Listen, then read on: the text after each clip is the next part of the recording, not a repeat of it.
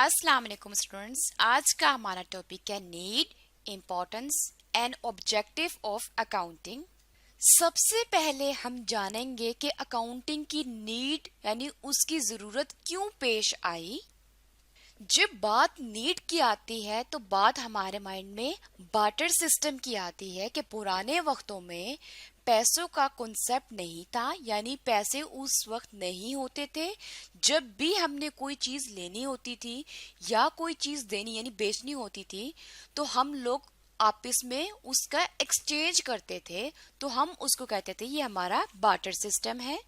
इस चीज को हम एक एग्जाम्पल की मदद से देखते हैं कि मिस्टर ए जो हमारे पास है ये चाहता है कि मैं फिश लूं, मिस्टर बी चाहता है कि मैं बीफ लूं। मिस्टर ए ने बीस को बीफ दिया और मिस्टर बी ने मिस्टर ए को फिश दी।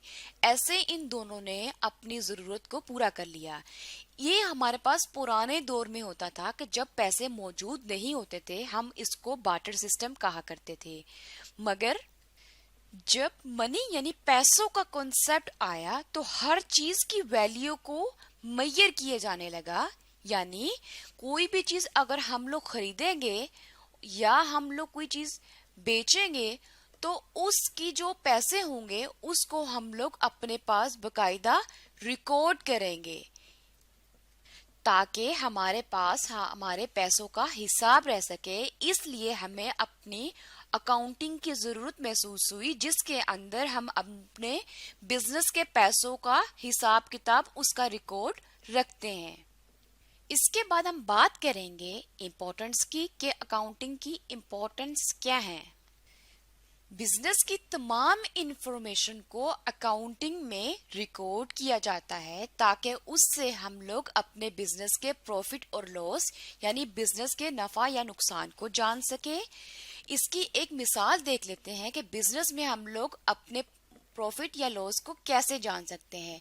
यहाँ पे हम लोग कहते हैं कि 1 जनवरी 2017 को हमारे बिजनेस का अकाउंटिंग पीरियड स्टार्ट हुआ है और इसका एंड होता है 31 दिसंबर 2017 को।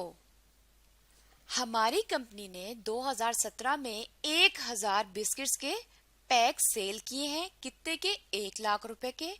और जो 1000 बिस्किट्स के पैक उसने बनाए थे उसके ऊपर इसने कॉस्ट उसकी लगी है 40,000 रुपए। इस तरह से हमारी कंपनी ने कितने पैसे कमा लिए? 60,000 रुपए उन्होंने कमा लिए। ये 60,000 रुपए हमारे लिए क्या है? हमारी कंपनी का प्रॉफिट है।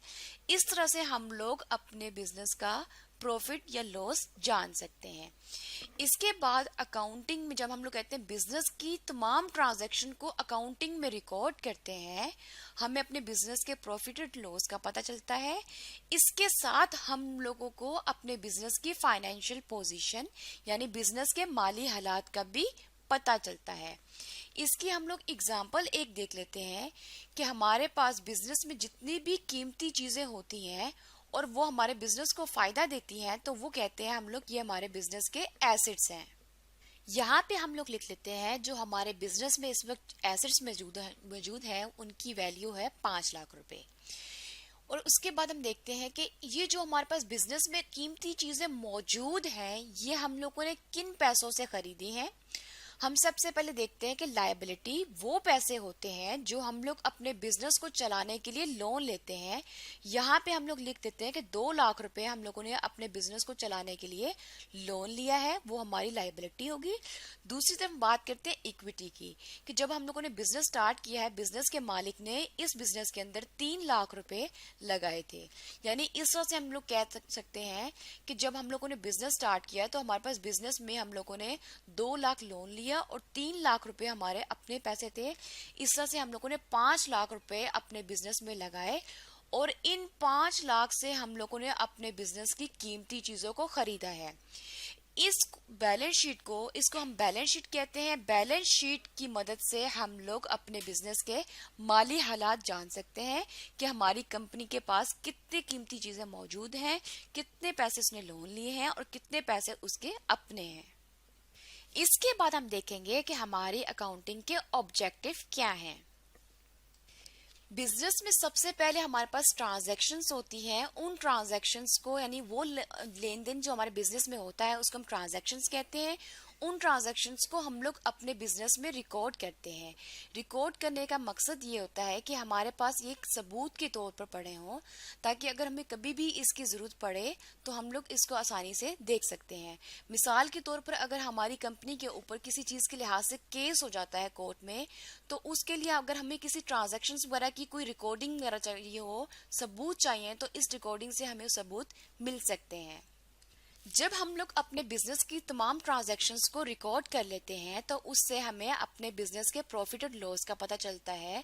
जब हमें अपने बिजनेस के प्रॉफिट और लॉस का पता चलता है तो हमें ये आसानी से अपने टैक्स को पे कर सकते हैं। यानी जो गवर्नमेंट हमारी प्रॉफिट पे लगाती है टैक्स, उस टैक्स को हम लोग आसानी से पे कर सकते हैं। अगर हम लोग कहते हैं कि हमारी कंपनी ने इस साल 1 लाख रुपए प्रॉफिट कमाया है और गवर्नमेंट हमें कहती है कि आप लोग इस प्रॉफिट के ऊपर 10% हमें टैक्स पे करोगे, तो वो टैक्स हमारे पास 10,000 होगा। यानी इस तरह से हम लोगों ने अपने बिजनेस में 90,000 रुपए कमाए हैं। ये हमारी होगी है नेट इनकम।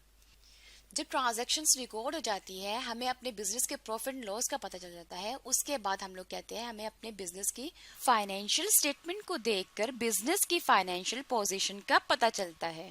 फाइनेंशियल पोजीशंस को देखकर हमारे जो काउंटिंग में के यूजर्स होते हैं वो अपने लिए फैसला करते हैं। जैसे हम लोग कहते हैं हमारे पास क्रेडिटर्स हैं। क्रेडिटर वो लोग होते हैं जो हमारी कंपनी को लोन देते हैं। वो देखेंगे ये कंपनी बहुत अच्छा प्रॉफिट कमा रही है, इसके माली हालात भी अच्छे हैं, तो वो इस कंपनी को लोन देने के लिए तैयार हो जाएगी। इसके बाद हम बात करते हैं जनरल पब्लिक के। जिस तरह लोग अगर हम देखते हैं कि इनकी कंपनी बहुत अच्छे प्रॉफिट में जा रही है, माली हालात भी अच्छे हैं, तो वो हमारी कंपनी में इन्वेस्टमेंट करना पसंद करेगी।